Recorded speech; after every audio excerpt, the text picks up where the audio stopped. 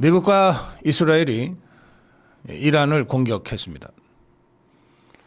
공격한 지 15시간 만에 이란을 37년간 철권 통치해왔던 신정 독재 국가의 정점 하메네이를 죽였습니다.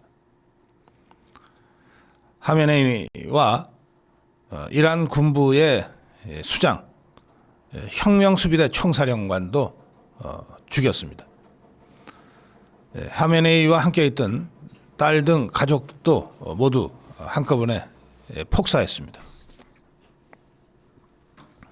37년 철권 통치, 공산당 독재만큼이나 가혹하고 폭력적이었던 신정 독재 정치 체제가 단 15시간 만의 공격으로 저 정점에서부터 와르르 무너져 버렸습니다. 미국은 이번 이란 공격 작전을 장대한 분노라고 이름 붙였습니다. 이스라엘은 이번 공격 작전을 사자의 포효라고 이름 붙였습니다. 미국과 이스라엘이 동시에 하메네이의 사망을 확인했고, 이란 당국도 곧이어 국영방송을 통해 하메네이의 사망을 확인하고 40일간의 애도기간을 선포했습니다. 이번 이란 공격을 위해서 수주 전부터 미국이 이란 주변에 모은 군 전력, 항공모함 2척을 포함해 군 전력은 22년 전에 있었던 미 이라크 전쟁 이후 최대 규모의 병력이었습니다. 그런데 20년 사이에 전략 전술 무기가 급속하게 발전을 해서 양적으로는 미 이라크 전쟁보다 못했을지 모르나 질적으로는 이라크를 초토화시켰던 22년 전에 미 이라크 전쟁보다 훨씬 더 강력한 파괴력을 보였다고 평가할 수 있습니다. 지금 현재 이란은 신정 독재 정치의 정점인 하메네이의 사망, 그리고 군부의 최고 수장이었던 혁명군 수비대 총사령관의 사망으로 사실상 권력 공백 상태입니다. 그런 상황에서 임시 지도부가 급하게 구성이 됐는데, 이란의 대통령, 그리고 사법부 수장, 그리고 헌법수호위원회라고 하는 가장 강한 권력을 갖고 있는 신정체제의 지휘부, 그중에서도 이슬람법 전문가 이 한 명을 포함해서 3명의 과도기 체제가 운영되고 있습니다. 그런데 이 임시지도자위원회보다는 하메니의 고문이었던 모호베르 전 부통령, 그리고 최고 국가안보회의의 알리 라리자니 사무총장이 결국은 실권을 지게 될 것이다 라고 관측되고 있습니다. 트럼프 대통령은 이란 공격은 우리가 상정한 모든 목표를 달성할 때까지 계속될 것이다. 그리고 이란의 반격으로 미군과 이스라엘 군, 그리고 주변 아랍 중동 국가들에서 사상자들이 발생했는데, 미군의 죽음에 대한 복수를 하겠다. 트럼프 대통령이 이렇게 다시 천명했습니다. 두 번째, 이란 공격과 관련된 두 번째 영상 메시지에서 트럼프 대통령은 이란의 군사 지휘부 전체가 사라졌다. 다수는 지금 항복을 원하고 있다. 문명을 상대로 전쟁해온 테러리스트들에게 가장 가혹한 타격을 가하겠다. 그러면서 이란의 군경에 대해서는 투항하라 요구했고, 이란 국민들에게는 나라를 되찾으라고 촉구했습니다. 이번 전 세계가 놀란 아주 신속하고 괴멸적인 타격을 입힌 이란 공격과 관련해서 트럼프 대통령은 우리는 세계를 위한 임무를 수행 중이며 모든 것이 계획보다 앞서고 있다. 우리 예상 이상으로 성공하고 있다. 이렇게 주장했습니다. 작전이 매우 잘 진행 중이다. 그러면서 이란 하메네이 정권에 대해서 역사상 가장 폭력적인 정권의 하나다. 우리는 우리를 위해서뿐 아니라 세계를 위해서 우리의 임무를 수행하고 있다. 이렇게 천명했습니다. 역사상 가장 폭력적 정권, 히틀러 나치 전체주의 정권, 스탈린 모택동의 공산주의 전체주의 정권, 그 못지않게 폭력적인 사악한 정권이 하메네이 37년의 신정 독재 정권이었다고 규정하는 겁니다. 그러면서 단 한 번의 공격으로 48명의 이란 지도자들이 사라졌다.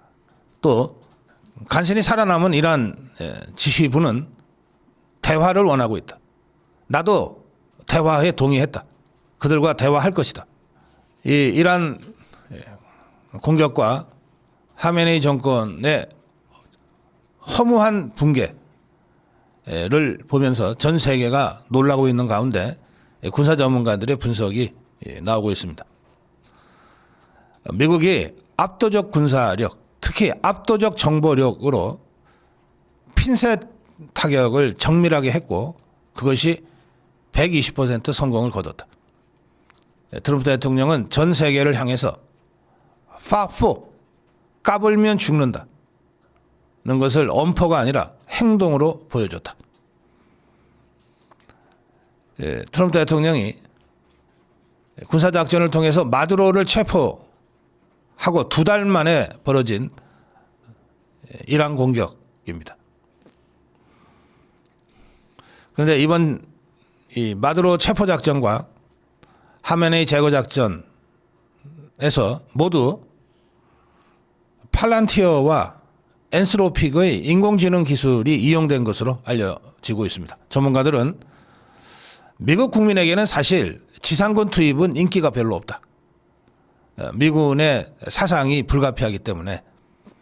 그래서 미국 국민에게 별로 인기가 없는, 지지를 받기 어려운 지상군 투입은 하지 않으면서 압도적 군사력과 정보력, AI 기술력을 바탕으로 작전 초기에 적의 수뇌부를 핀포인트로 제거해서 정세를 뒤집어 놓는 것이 새로운 전쟁 양상이 되고 있다. 마두로 체포나 하메네이 제거가 그런 방식으로 이루어졌다. 이걸 우리들한테 익숙한 용어로 다시 설명드리면 참수작전입니다. 적의 수뇌부를 정확하게 정밀 타격하고 전쟁 초기에 제거해서 체제 자체를 무너뜨린다는 겁니다.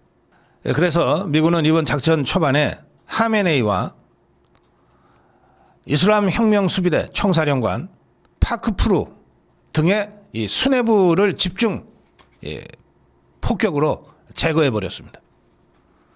또 베네수엘라 마두로 체포 당시에도 공격 명령 3시간 만에 마두로를 체포하는 데 성공했습니다. 말하자면 전쟁 초기, 개전 초기에 외과 수술 방식으로 정밀하게 수뇌부를 제거하고 있는 겁니다. 상지대 군사학과 최규일 교수는 적군을 대량으로 살상하거나 전면전을 벌이는 방식이 아니라 적의 지도부, 핵심 군사, 산업기술, 시설 등을 정밀 타격해서 전쟁 목표를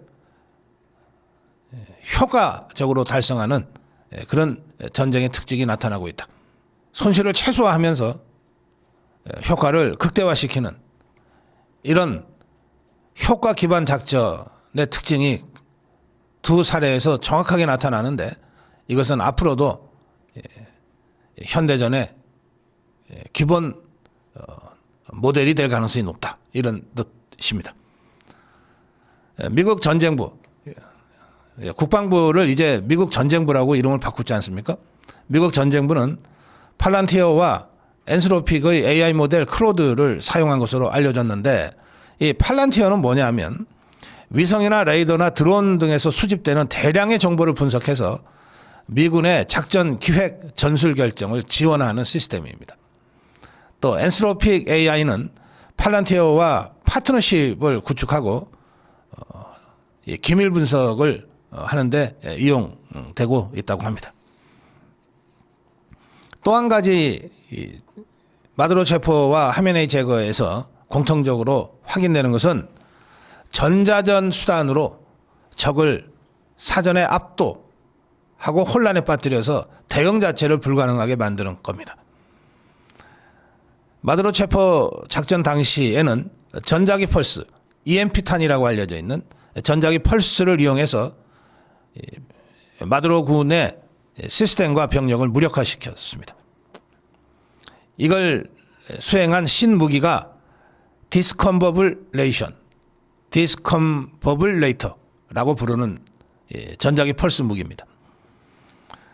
미군은 베네수엘라에서 이 전자전으로 효과를 거둔 후에 이번 이란의 하메네이 제거 작전에서도 전자전 공격기 EA-18 그라울러라고 불리는 전자전 공격기를 투입해서 이란의 대공 레이더를 무력화하고 이란군 자기들끼리의 통신을 교란한 것으로 알려지고 있습니다. 이렇게 전쟁 초기 실제로 공격하기 전에 전자전과 정보전을 먼저 압도함으로써 이란 수뇌부의 위치를 정확하게 파악하고 그리고 정밀 타격해서 초기에 제거해버린 겁니다. 양욱 연구위원은 참수작전이 까다로운 이유는 공격 수단이 없어서가 아니다.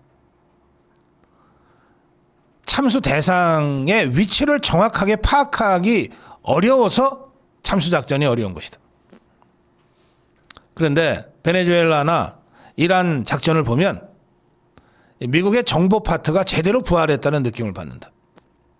위치만 정확하게 알면 그 다음부터는 그 대상을 참수하는 것은 별로 어려운 일이 아니다. 미국도 마드로체포나 하메네이 제거에서 그들이 확보한 정보가 정확하다고 하는 확신을 가지고 움직였던 것 같다. 그래서 작전이 성공했다. 마지막 불량 국가로 남아있는 것이 북한입니다. 김정은이가 뭐 수십 미터 땅굴을 파고 밤사이에도 두 번, 세 번씩 옮겨가면서 잔다 하더라도 일단 위치가 정확하게 파악되기만 하면 수십 미터 땅굴은 아무 의미가 없습니다. 100m 이상 지하로 내려가서 폭파하는 벙커버스터가 언제든지 대비하고 있기 때문입니다. 중요한 것은 김정은이가 어디에 있느냐죠. 통상적으로 이 참수 대상이 어디에 있는가를 파악하는 것은 세 가지 방법이 있는데 미국이 가장 강력한 우위를 보이고 있는 위성 전자 정보. 이건 뭐 수백 킬로 상공에서 영상으로 확인을 해 나가는 것인데 차량 번호판 정도 크기의 물체도 정밀하게 확인할 수 있는 그런 위력을 보이고 있습니다. 그다음에 일본이 자랑하고 있는 감청 기술.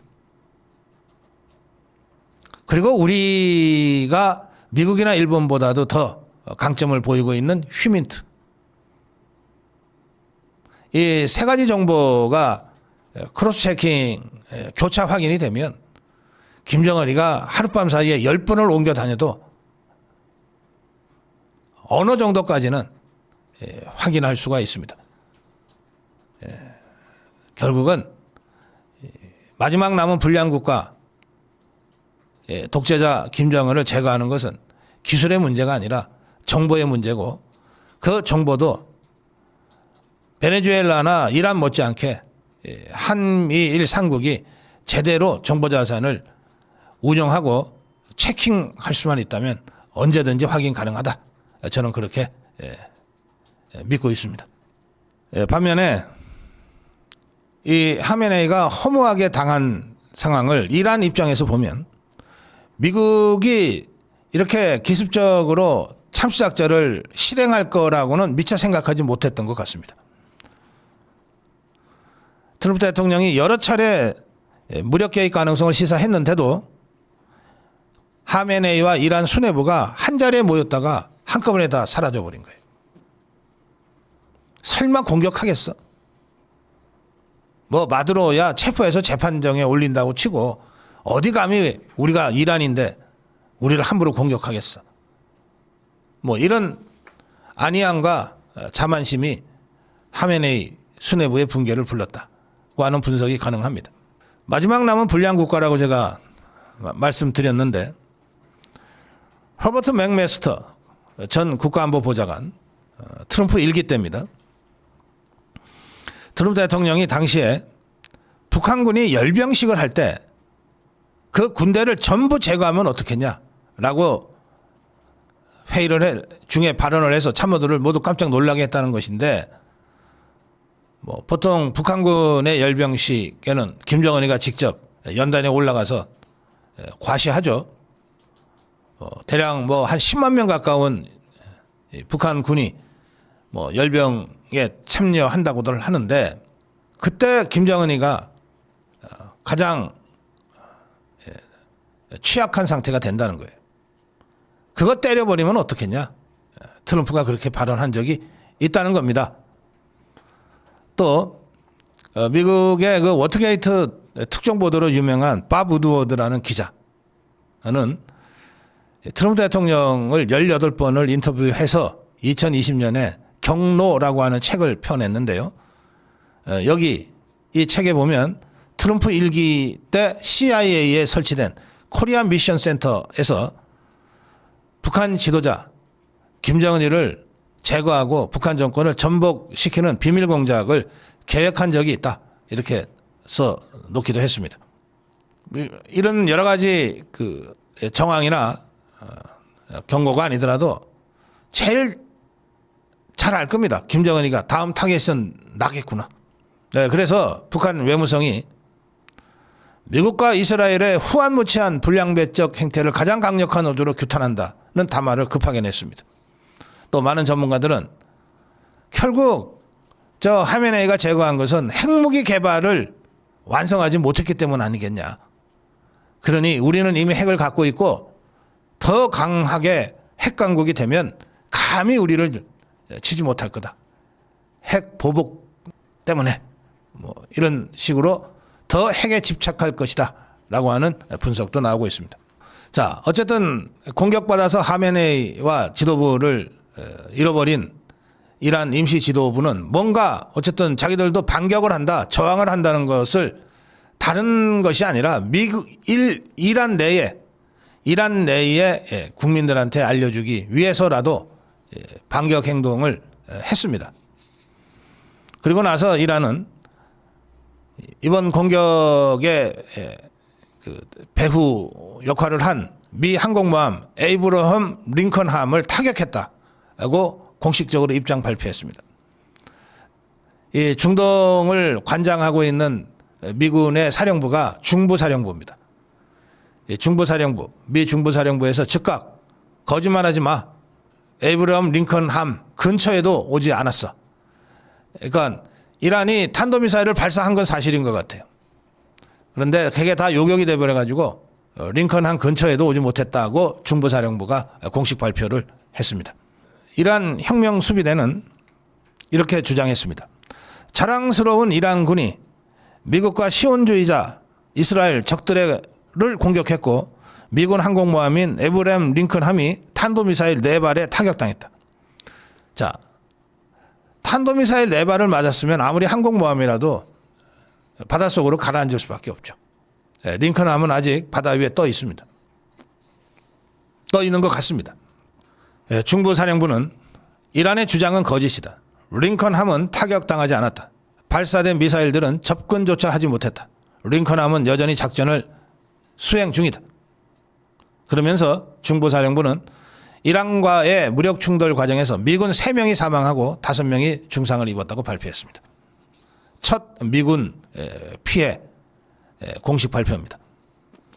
또 이스라엘 본토에서는 이란의 탄도미사일이 민간인 대피소를 타격하는 바람에 사상자 20여 명이 발생했다고 발표했습니다. 또 아랍에미레이트나 쿠웨이트 등 중동 국가들에서도 이란의 미사일 공격으로 인해서 사망자, 부상자들이 발생했다고 발표됐습니다. 그런데 이란이 뭐 한두 발 쏴서 이렇게 된 건 아니고요. 수백 발을 쐈는데 그걸 거의 대부분 다 요격을 했어요.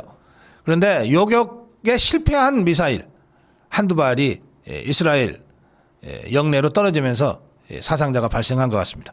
이스라엘 당국은 요격 실패 원인을 조사 중이라고 합니다.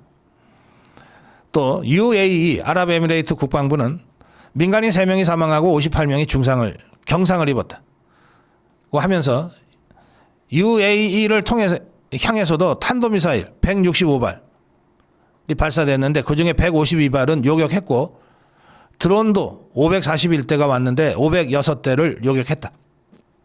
그런데 이렇게 미사일과 드론을 요격하는 과정에서 파편들이 생기면서 이 파편이 민간 지역에 떨어져서 피해가 발생했다고 발표했습니다. 쿠웨이트 국방부도 이란의 미사일 공격으로 1명이 숨지고 32명이 다쳤다고 밝혔는데 이란은 쿠웨이트를 향해서는 탄도미사일 97발, 드론 283대를 보냈다고 하는데 거의 대부분은 요격된 것 같습니다.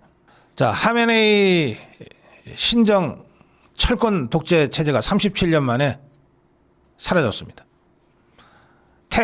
이란의 수도 테헤란 곳곳에서는 환호성과 박수가 터져 나왔다고 합니다. AFP와 DPA 통신에 따르면 테헤란 곳곳에서 주민들이 창문 밖으로 나와 박수를 치고 음악을 틀고 휘파람을 불면서 축하를 했다는 것인데 폭죽이 터지는 장면도 있었다고 합니다. 하메네이가 죽었다는 소식은 해외에 기반을 둔 반이란, 반신정체제 민주화 운동 단체들이 먼저 전했고 이 소식이 이란 국민들한테 신속하게 빠르게 확산됐다고 합니다. 다만 지난 1월에 하메네이 신정체제를 반대하는 대규모 민주화 집회에 대해서 하메네이가 강력한 물리적 진압을 하는 과정에서 대규모 사상자가 발생했기 때문에 그 트라우마를 완전히 떨치지 못한 상태에서 이란 국민들의 대규모 민주화 시위는 아직 나오지 않고 있다고 합니다. 우리나라에 유학하고 있는 20대의 이란 유학생 니우셔는 많은 이란 국민은 오랜 시간 이 같은 국면을 예상해왔다. 우리 내부의 힘만으로는 변화를 만들기 어렵다고 느껴왔는데 미국의 개입으로 이제 그 변화가 시작됐으니 다들 춤추며 기뻐하고 있다. 이 니우셔는 지난 28일 주한미 대사관 앞에서 하메네이 정권을 규탄하는 집회에 참석했는데 70여 명의 이란인이 이 집회에 참석하고 있었습니다. 그런데 집회를 시작하고 나서 30여 분쯤 지나서 미국이 공격을 시작했다는 소식이 들려온 겁니다. 니우셔는 너무나 기뻐서 울었다. 평생 기다려온 순간이라고 느낀 사람들이 많았다.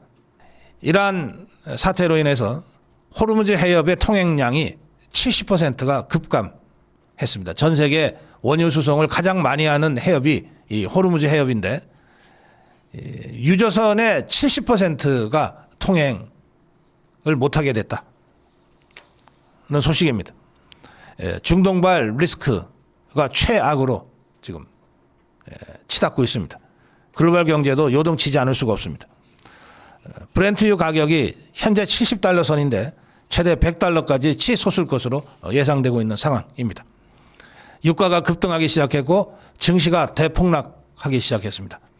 또 금 보유에 대한 욕구들이 갑자기 늘어나서 금값이 빠르게 오르고 있습니다.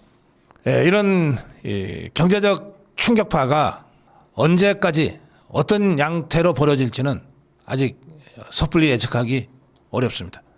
특히 대한민국은 오늘까지 공휴일이기 때문에 증시가 열리지 않습니다. 내일 아침 증시가 어떤 양상을 보일지 다들 우려와 걱정 속에서 지켜보고 있으실 텐데요.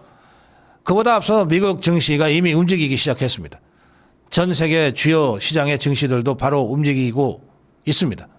저는 그런데 이게 단기일에 수습되고 끝날 거라고 생각하지 않습니다. 트럼프 대통령도 이미 그런 예상을 하고 지금 여러 가지 메시지를 내고 있는데, 이러한 사태가 민주주의 정권의 출범까지 가지 않으면 이 사태는 수습되지 않는 겁니다. 상당한 기간 동안 전 세계가 이란발 리스크를 어떤 형태로든 안고 가지 않을 수 없는 상황입니다. 말씀드린 대로 미국이 공개적으로 불량 국가라고 했던 나라들 중에 베네수엘라 마두로가 체포 제거됐고 하메네이가 죽었습니다. 불량 국가 중에서 이제 딱 북한만 남았습니다. 고유한 교수는 중동과 달리 북한에는 중러가 있다. 지정학적으로 이란과 조건이 다르다. 그러나 트럼프가 마음만 먹으면 어떤 일도 할 수 있다는 걸 북한도 이번에 확인했을 것이다. 네, 제가 고유한 교수가 나름 북한 전문성이 있지만 이 분석에는 제가 동의할 수 없어요. 중동에는 그럼 러시아와 중국이 없었습니까? 지리적으로 러시아가 또 중국이 북한과 국경을 같이 하고 있는 가까운 나라라고 하는 것은 사실이지만, 그러나 지경학적 이해관계나 지정학적 이해관계나 군사적 이해관계에 있어서 중국과 러시아가 이란과 갖고 있는 이해관계는 북한과 갖고 있는 이해관계를 훨씬 넘어서는 전략적 이해관계입니다. 그 이란도 트럼프 대통령이 미국과 이스라엘이 공격하고 15시간 만에 하메네이를 제거하는 동안에 어떤 일도 하지 못했어요. 중국도 러시아도. 사실 북한의 김정은 제거는 하메네이 제거보다 훨씬 더 간단하고 쉽습니다. 전 김정은이가 이제 거의 잠을 못 잘 거라고 생각합니다.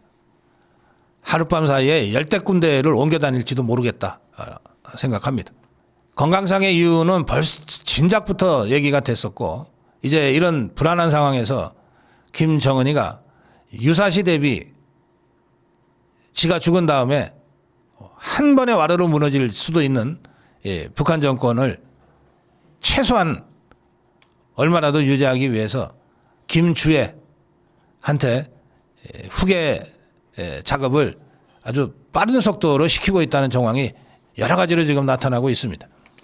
심지어는 김주애라는 애가 무슨 저격수들이 사용하는 저격용 총을 쏘는 장면을 찍어가지고 북한 주민들한테 대대적으로 설명하는 정말 유치원 수준만도 못한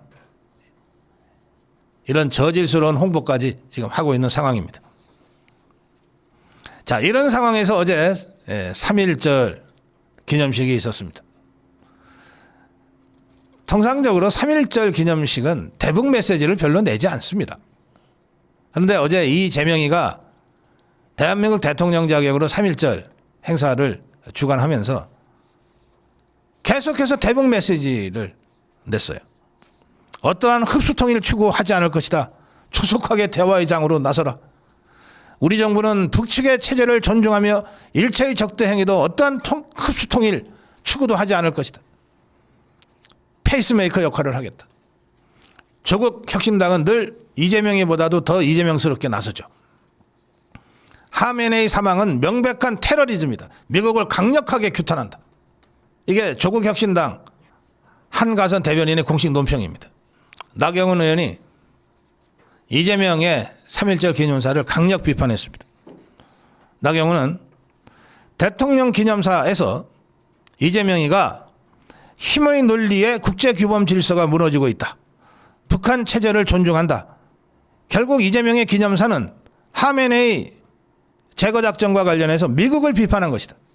지금 호주, 캐나다, 일본 등 모두 미국에 대해서 적극적으로 지지하거나 이란의 핵 위협을 강력하게 비판하는 입장을 밝혔는데, 그런데 이재명은 외교부 차관 명의로 중동 지역 분쟁 종식만 언급하는 데 그쳤고, 이재명이는 직접 핵을 가진 독재에는 입을 다물고 자유를 지키는 동맹은 비판하고 있다.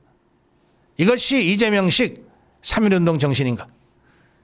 자유민주주의 동맹 국가들은 과연 한국이 같은 편인가 묻고 있다. 우리도 묻지 않을 수 없다. 그러면서 나경원은 한마디 더 덧붙였습니다. 김민석의 친형, 또 참여연대 민노총 조국혁신당 등 범좌파 세력은 잇따라 하메네이 제거작전에 대한 반대 성명을 내고 미국 규탄 집회까지 열고 있다. 이재명 집권 세력의 주변이 이토록 격렬하게 반응하는 이유는 무엇인가? 혹시 다음 제거 대상인 김정은이를 걱정하고 우려하기 때문은 아닌가? 3.1절 연휴에 들려온 이 경천동지할 사건. 미국이 37년 철권 통치를 휘둘러온 신정 독재 체제의 수장 하메네이와 그 지휘부 40여 명을 단 15시간 만에 한꺼번에 제거해버렸습니다. 저는 끝내는 이 이란이 다시 자유민주주의 체제로 돌아올 거라고 확신합니다. 그 과정은 비록 험난하고 여러 우여곡절을 겪겠지만 그것이 역사적 추세이기 때문에 그렇습니다. 다음 타깃은 김정은이다. 불량 국가 중 딱 북한만 남았다. 그런데 이 이재명이 종북주사파 개딸 세력이 바로 그 김정은이를 추종하고 있다. 그리고 이번 하메네이 제거작전에 대해서 미국을 강력하게 비판하는 그런 극좌적 운동을 주변에서 보이고 있다. 사태는 아주 분명합니다. 자유민주주의는 승리한다.